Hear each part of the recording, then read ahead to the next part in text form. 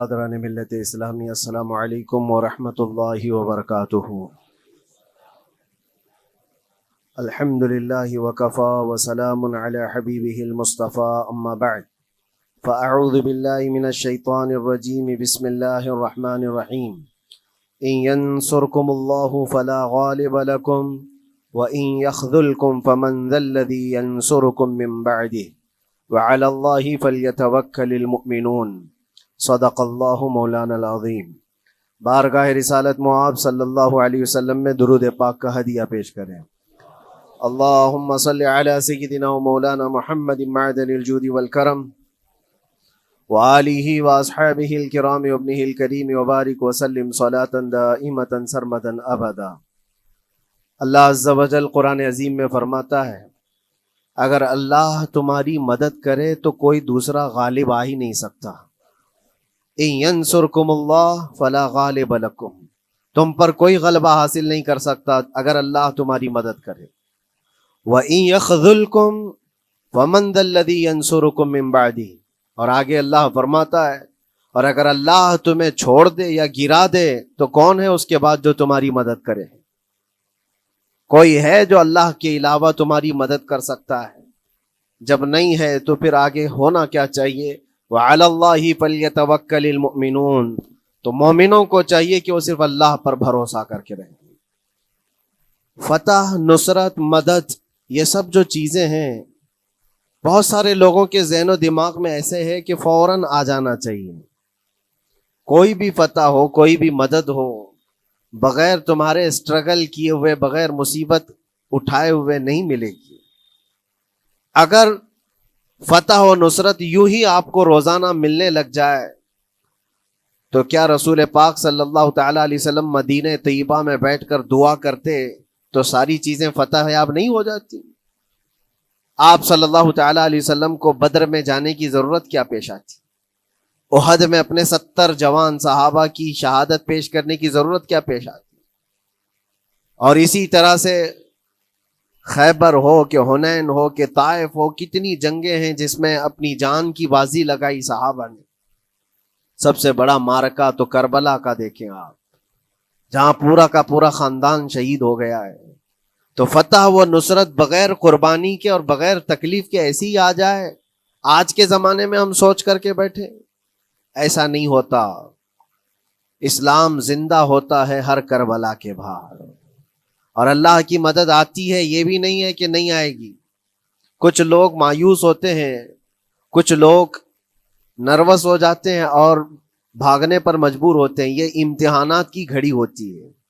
ایک حدیث پاک میں آپ کو بتاتا ہوں، اللہ کے نبی صلی اللہ تعالیٰ علیہ وسلم ارشاد فرماتے ہیں کہ آخر زمانے میں ایک ایسی عظیم جنگ ہوگی ایمان والوں کی اور رومیوں کے درمیان۔ کفار و مشرکین ہیں اور مسلمین ہیں۔ اس کو ملحمۃ الکبریٰ کہا گیا ہے، قیامت سے قریب ہونے والی یہ سب سے بڑی جنگ ہے۔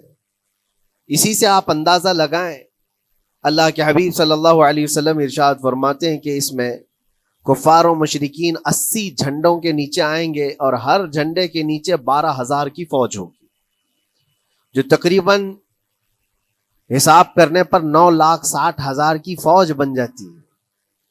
اگر وہ مومنین سے مقابلہ کرنے کے لیے اتنی بڑی فوج ایک جگہ جمع ہوتی ہے تو پھر اس جنگ کا اندازہ کریں کتنی بڑی۔ اس کو الملحمۃ الکبریٰ کہا گیا ہے اس لیے کہ اس میں گوشت کے چھیتڑے اڑیں گے۔ ملحمہ جو کہا گیا ہے عربی میں کہ گوشت کے ٹکڑے ٹکڑے دیکھے جائیں گے، اس قدر اس میں جانیں جائیں گی۔ اس جنگ کے متعلق جو اللہ کے حبیب صلی اللہ علیہ وسلم نے پیشین گوئی کی ہے، جو پہلے سے خبر دی ہے، وہ کیا ہے؟ فرمایا کہ پہلا دن جب ہوگا مقابلہ کا تو اس میں مسلمانوں کی جماعت میں تعداد کتنی ہوگی یہ تو نہیں بتایا گیا۔ کفار و مشرکین کے تو بتایا کہ 80 جھنڈوں کے نیچے آئیں گے، لیکن مسلمان اور مومنین جو لڑ رہے ہیں ان کی تعداد کا کوئی علم نہیں ہے ہمیں، لیکن یہ پتا ہے کہ ان میں سے 1/3، ایک پوری جماعت کا 1/3 حصہ میدان چھوڑ کر بھاگ جائے گا۔ جنگ میں سے وہ میدان چھوڑ کر بھاگ جائیں گے جب اتنی شدت کی چیز ہو رہی ہو، مصیبت آ گئی ہے، تکلیف آ گئی ہے۔ ایک تہائی میدان چھوڑ کر بھاگ جائیں گے. اور ان پر کیا فرمایا حضور پاک صلی اللہ علیہ وسلم فرماتے ہیں وہ دنیا کے روئے زمین کے بدترین لوگ ہوں گے, ان کی توبہ بھی قبول نہیں ہوگی. وہ سب سے بدترین لوگ ہوں گے, پیٹھ دکھا کر جو نکل چکے. دوسرا مرحلہ آئے گا, دوسرا پڑاؤ, ایک بہت سخت اسٹرگل کرنے والا میدان ہے, مصیبت اٹھا رہے ہیں, مشقت اٹھا رہے ہیں. دوسرا دن ایسا ہوگا کہ مومنین کی جماعت کا 1/3 ایک تہائی حصہ شہید ہو جائے, قتل ہو جائیں گے. سوچو یہ بہت بڑی بات ہے. یہ دونوں چیزوں پر میں آج آپ سے گفتگو کرنا چاہتا ہوں. ایک تہائی حصہ میدان چھوڑ کر بھاگ جا رہا ہے اور ایک تہائی حصہ قتل ہو گیا, شہید ہو گئے. بچے کتنے ہیں؟ 1/3. لاسٹ میں ایک تہائی حصہ بچا ہے. یعنی ایک میں اگر 3 پارٹ کریں تو 2 پارٹ تو ختم ہو گئے, ایک پارٹ بچا ہے. اور اللہ کے نبی صلی اللہ علیہ وسلم فرماتے ہیں اللہ رب العزت اس آخری تہائی حصے کو فتح مبین عطا فرمائے گا. فتح تو ہے ان کی, فتح ہوگی ان کی, لیکن جو حصہ بچا ہوگا وہ آخر کا 1/3 حصہ ہوگا. اب اس پر مجھے عرض یہ کرنا ہے, مومنوں کو اگر فتح دیکھنا ہے, اللہ کی نصرت اور مدد دیکھنی ہے, تو یہ 2 چیزیں تو برداشت کرنی پڑیں گی. کون سی؟ پہلی چیز اپنوں کا چھوڑ کر بھاگ جانا, اور دوسرا اپنوں کا اپنے سامنے مر جانا. یہ دونوں چیزیں ہمیں دیکھنا پڑے گا. بہت سارے ایسے ہوں گے جو چھوڑ کر جا چکے ہوں گے, دامن چھڑا رہے ہوں گے, بھاگ چکے ہوں گے, اور کچھ وہ ہوں گے جو لڑتے لڑتے اپنی جان دے چکے ہوں گے. یہ دونوں بھی بہت سخت مسئلے ہیں میرے عزیزوں. انسان کو یہ پگھلا دیتی ہیں چیزیں. اگر آپ کو ایسا لگے کہ میرے اپنے جاننے والے لوگوں میں سے کچھ لوگ مجھے چھوڑ کر بھاگ جا رہے ہیں, تو یہی انسان ٹوٹ جاتا ہے, اس کے دل کی کیفیت بدلنے لگ جاتی ہے, وہ پھر مایوسی کا شکار ہونے لگتا ہے. میری جماعت میں 100 لوگ تھے, 90 تو بھاگ رہے ہیں, 10 کیا کریں گے؟ اس کا اندر سے جو عزم تھا, حوصلہ تھا, وہ ڈاواں ڈول ہونے لگ جاتا ہے. اپنوں کا چھوڑنا یہ بہت بڑی آزمائش ہوتی ہے. وہ کسی بھی میدان میں آپ دیکھ لیں, کسی بھی میدان میں اپنے لوگ اگر چھوڑ دیتے ہیں تو یہ اس کے لیے آزمائش ہے بہت بڑی. اور دوسری آزمائش تو یہ ہے, بچے آدھے تھے, اس میں سے تو آدھے انتقال کر گئے. کبھی میرا عزیز دوست, کبھی میرا عزیز مشورہ دینے والا مشیر, کبھی بہت زیادہ مجھے سپورٹ کرنے والا, ایسے لوگ جب انتقال کرنے لگ جائیں تب پھر آدمی پھر ٹوٹ جاتا ہے. کچھ تو بھاگ گئے اور کچھ تو قتل ہو گئے. میں کیا کروں گا؟ میرے عزیزوں, جو اخیر میں بچنے والے لوگ جو ہوتے ہیں نا, وہ معمولی نہیں ہیں. وہ اللہ کی ذات پر سب سے زیادہ توکل کرنے والے لوگ ہیں. ان کو کوئی چیز ہٹا نہیں سکتی. اپنوں کی بے وفائی بھی ان کے قدموں میں لرزہ نہیں لاتی, اور اپنوں کا انتقال ہو جانا بھی ان کے حوصلوں کو نہیں توڑتا. تبھی جا کر کے اللہ تعالیٰ انہیں فتح مبین عطا فرماتا ہے.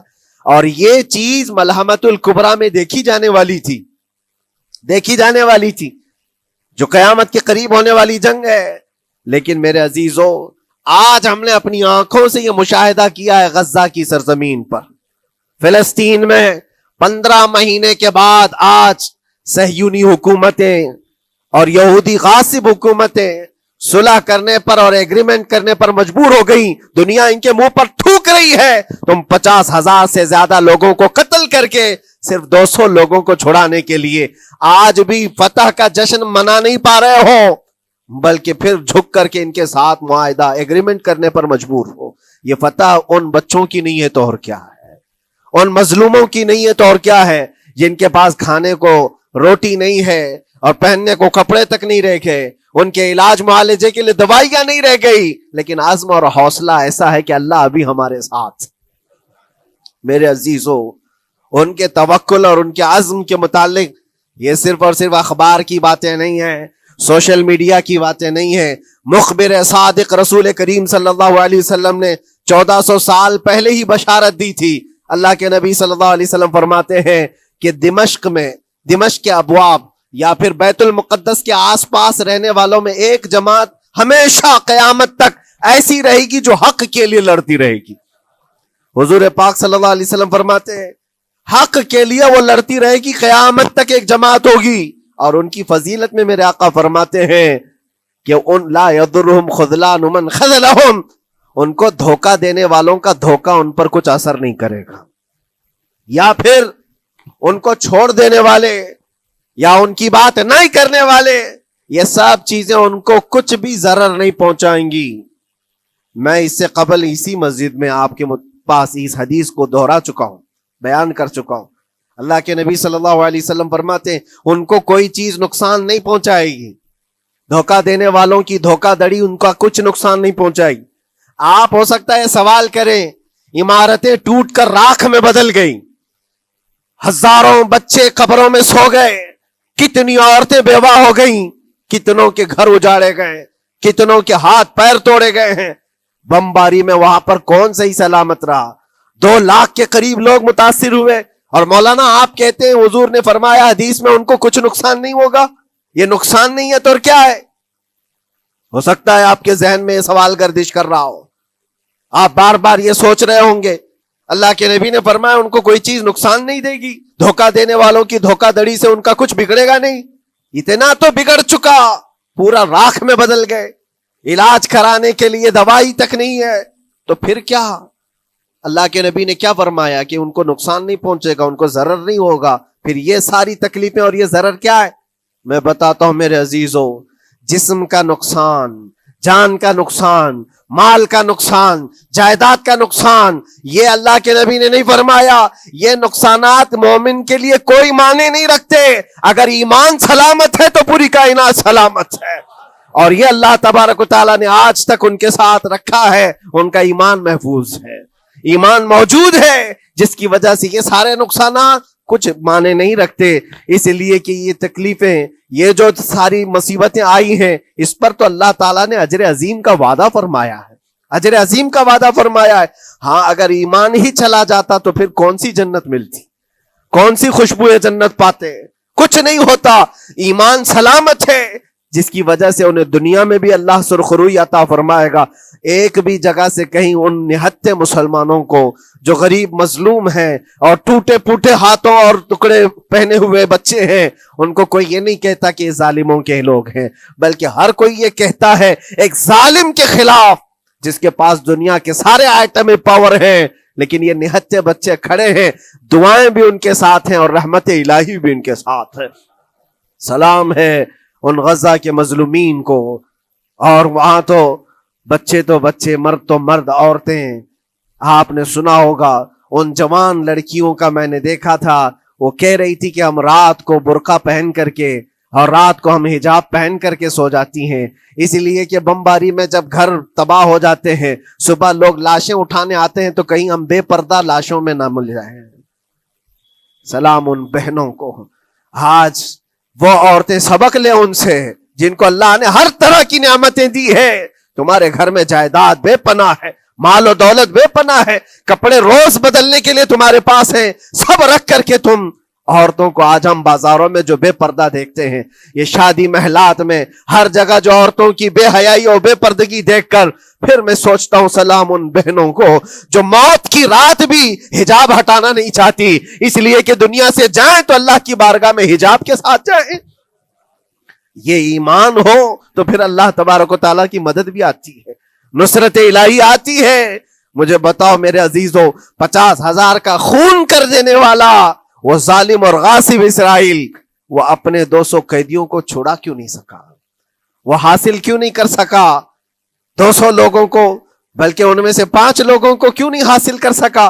50,000 کو قتل کر ڈالا، اور وہ بھی سیویلینز کو، شہریوں کو جن سے تمہارا مقابلہ ہے، ان کی موت کی تو کوئی خبر ہی نہیں آتی.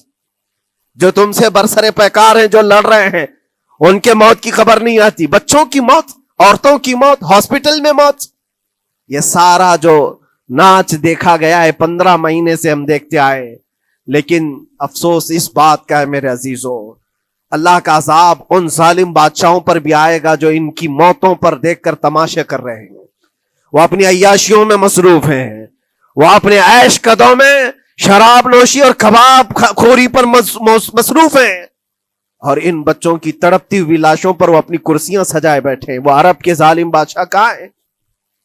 جن کے گھروں میں سونے کے ٹوائلٹ بنائے گئے ہوں، جو سونے کی کرسی پر بیٹھ کر کے حکومت اور تخت بچھاتے ہوں، میرے عزیزو ان کی بھی پکڑ آنے والی ہے، آپ انتظار کرو، کیونکہ اللہ تعالیٰ قرآن میں فرماتا ہے وَسَيَعْلَمُ الَّذِينَ ظَلَمُوا أَيَّ مُنْقَلَبٍ يَنْقَلِبُونَ، ان قریب ظلم کرنے والے یہ پہچان لیں گے کہ اللہ ان کو کس پلٹی میں گرائے گا، وہ کس پلٹی میں، کس کھائی میں جا کر کے گریں گے۔ اندازہ کرو، ظالم صرف وہی نہیں ہے جو بمباری کرتا ہے اور قتل عام کرتا ہے، ظالم وہ بھی ہے جو تماشائی بن کر کے لوگوں کا سپورٹ کرتا ہے، ان لوگوں کو سراہتا ہے جو ظلم کر رہے ہیں۔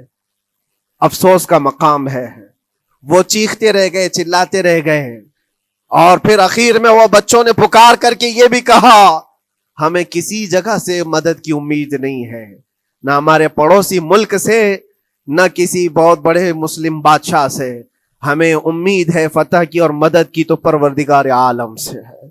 اور یقیناً مومنوں کے لیے اللہ نے یہی فرمایا وَعَلَى اللَّهِ فَلْيَتَوَكَّلِ الْمُؤْمِنُونَ، اور مومنوں کو چاہیے کہ صرف اللہ ہی پر بھروسہ کریں۔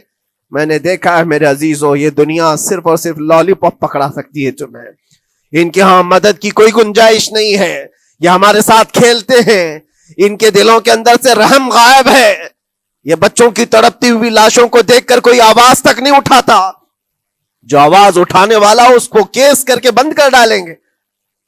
جو بھی اگر مظلوموں کے لیے آواز اٹھائے، ان کا پرچم لہرائے، تو کتنے تو یہاں پر ایف آئی آر ہو گئے، بند کر دیے گئے۔ کیوں؟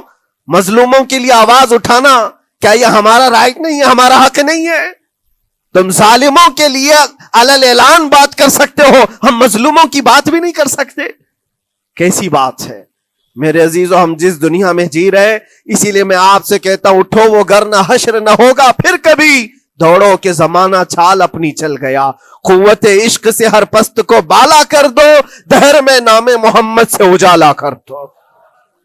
تمہارے پاس طاقت و قوت نام کی کوئی چیز ہے تو وہ ایمانی طاقت ہے، باقی کوئی چیز، کوئی طاقت و قوت تمہاری مدد نہیں کرے گی۔ وہ قوت ایمانی ہے جو بدر میں صحابہ کے ساتھ تھی، وہ قوت ایمانی ہے جو احد میں بھی صحابہ کے ساتھ تھی، وہ ایمانی طاقت و قوت کا جوش ہی ہے جو 4000 ہوتے تو 40,000 پہ بھاری ہوا کرتے تھے، وہ ایمانی طاقت و قوت ہی ہے جس پہ اللہ کی مدد اور نصرت آتی ہے۔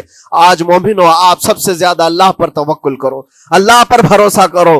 میں نے دیکھا ہے میرے اپنے معاملات میں 8 مہینے تک میں اسٹرگل کرتا رہا، پل پل دیکھتا رہا، اور ایسی زمین پر مجھے لٹایا جاتا جہاں فرشی بھی نہیں ہے، پتھروں کی زمین پر لیٹ لیٹ کر کے ہماری کمر ٹوٹنے پر آتی۔ اس وقت لوگ یہ کہتے فلاں کی طرف سے مدد آ جائے گی، فلاں کی طرف سے مدد آ جائے گی، ہم نے یہ لائن بھی لگا دی ہے، یہ سورس بھی لگا دیا ہے، ہر طرف دیکھتا رہا، اخیر میں پھر یقین ہوا مدد کہیں سے نہیں، میرے پروردگار سے ہی آئے گی۔ اللہ ہی مدد کرتا ہے مومنوں کی، بس یہ ہے کہ صبر ضروری ہے اور تھوڑی مصیبت اٹھانا ضروری ہے، اس لیے کہ مزاج ہے اسلام کا، اسلام زندہ ہوتا ہے ہر کربلا کے بعد۔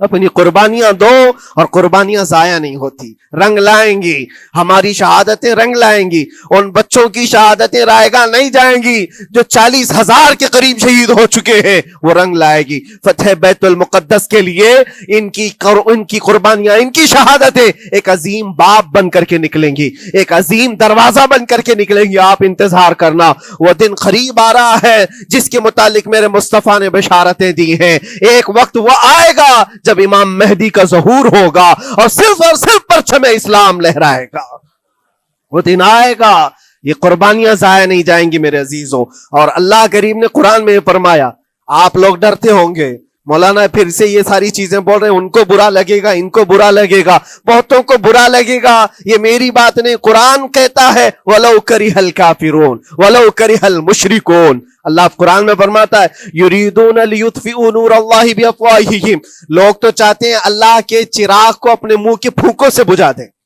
اللہ کے چراغ کو اپنے منہ کے پھونکوں سے بجھا دیں۔ اللہ کا چراغ اسلام ہے، اللہ کا چراغ یہ قرآن ہے، اللہ کا چراغ رسول پاک کی ذات ہے، اور ظالم یہ چاہتے ہیں اپنے منہ کے پھوکوں سے اس چراغ کو بجھا دے، اور قرآن کہتے ہیں واللہ متم نورہ، اللہ تعالیٰ اپنے نور کو، اپنے چراغ کو مکمل کر کے رہے گا اور پوری دنیا میں غالب آ کر رہے گا۔ آخر میں یہ جملہ اللہ نے فرمایا، اگرچہ کافر یہ بات ناپسند کرتے ہوں، اگرچہ مشرک یہ بات ناپسند کرتے ہوں، میں نہیں کہہ رہا، اللہ کہہ رہا ہے یہ بات تو بری لگے گی ہی۔ ایسا کیوں بولتے ہیں؟ اس لیے کہ یہ ہونے والا ہے جو قرآن نے کہا۔ یاد رکھو، زمین اوپر جا سکتی ہے، آسمان نیچے آ سکتا ہے، لیکن میرے رب کا فرمان کبھی ٹل نہیں سکتا۔ جو قرآن نے کہا ہے وہ ہو کر رہے گا، اور اسی پر ایمان ہم سب مومنوں کی شان ہے، ہم سب مومنوں کی شان ہے۔ بس آپ کے لیے ذمہ داری یہ ہے، آؤ ان برائیوں کی وادیوں سے جس میں پڑے ہوئے ہو، نوجوانوں سے میں گزارش کرتا ہوں، تمہاری نمازوں کا حساب کر لو، تمہارے اپنے اعمال کا حساب کر لو۔ اللہ کی مدد کو پکارتے ہو تو یقیناً اپنے چہرے صاف تو کر لو، اپنے دلوں کو پاک تو کر لو، اپنے اعمال، اپنی پیشانیوں کو مسجدوں کے سجدوں سے سجا تو لو۔ پھر مانگنے میں تمہیں ایک مزہ بھی آئے، ایک لطف بھی آئے، رحمان کی بارگاہ میں ہاتھ اٹھائیں تو آپ کو لطف بھی آئے، اپنے لیے بھی اور مظلومین کے لیے بھی مانگنے میں مزہ تو آئے۔ لیکن جب آج ہاتھ اٹھاتے ہیں تو پھر یہ دل میں بات آتی ہے، فجر تو قضا کر کے سویا تھا، عشاء تو پڑھا نہیں تھا، اور میرے حالات یہ ہیں، حرام کھایا ہوا ہے، کسی کا مال غصب کیا ہوا ہے۔ ان تمام معاملات کو لے کر کس طرح سے ہاتھ اٹھاؤ گے اللہ کی بارگاہ میں؟ پہلے اپنے آپ کو پاک کر لو میرے عزیزو۔ جب صاف ستھرے ہو جاؤ تو پھر اللہ کی مدد بھی آئے گی۔ اس لیے کہ دنیا میں ہم نے دیکھا ہے، صاف پیالہ لے کر کے آؤ گے تو دودھ بھی ڈالا جا سکتا ہے اور مٹھائی بھی دی جا سکتی ہے، لیکن پیالے میں ہی کیچڑ بھر کر کے لاؤ تو دودھ دینے والا کیا اس میں دودھ ڈالے، اور مٹھائی دینے والا کیا اس میں مٹھائی ڈالے۔ یہ تو دنیا والوں کا دستور ہے، بلا تشبیہ و بلا تمثیل۔ اپنے پاک دلوں کو لے کر اللہ کی بارگاہ میں جاؤ تو فوراً تمہارے لیے مدد بھی آ جائے، فوراً مدد بھی آ جائے۔ اللہ کریم ان غزہ کے نہتے اور مظلوم مسلمانوں کی فتح کو سدا قائم و دائم رکھے، اور ان کے ٹوٹے پھوٹے بکھرے گھروں کو اللہ تعالیٰ پھر سے آبادی عطا فرمائے، ان کے کمزوروں کو مولا طاقت و قوت عطا فرمائے، ان کے شہیدوں کو مولا اجر عظیم نصیب فرمائے، ان کی بیواؤں کو مولا صبر جمیل عطا فرمائے، ان کے یتیموں کو مولا طاقت و قوت عطا کرے، ان کی مسجدوں کی آواز اور ان کی گونج کو مولا پھر سے بلندی عطا فرمائے، اور ان کے صبر اور ان کے استقامت اور ان کے حوصلے کو مولا پورے دنیا کے مومنین کے دلوں میں قائم عطا فرمائے۔ ان کے ہر طرح کے حوصلے، ان کے صبر اور ان کے مجاہدانہ استقلال کو مولا ہم سب کے لیے ذریعے نجات عطا فرمائے۔ ہماری نسلوں کے لیے اللہ تعالیٰ ایک سبق آموز حکایت عطا فرمائے۔ مولا کریم تیرے دربار میں دعا ہے، ہم سب کو بزدلوں کی جماعت سے نجات عطا فرما۔ مولا ہم کو منافقین اور مشرکین اور کافرین کے وسوسوں اور ان کے تمام فتن و شرور سے محفوظ فرما دے۔ ہم سب کو ظالموں کے ظلم سے بچا، فتینوں کے فتنے سے بچا، شرین کے شر سے بچا، حاسدین کے حسد سے بچا، جلنے والوں کی جلن سے محفوظ فرما۔ خدایا قدیر و جبار، آخری سانس تک ہمارے ہاتھوں کو غیروں کے سامنے پھیلنے سے محفوظ فرما دے۔ تو اپنا اور اپنے حبیبوں کا محتاج بنائے رکھ۔ وآخر دعوانا ان الحمدللہ رب العالمین۔ السلام علیکم۔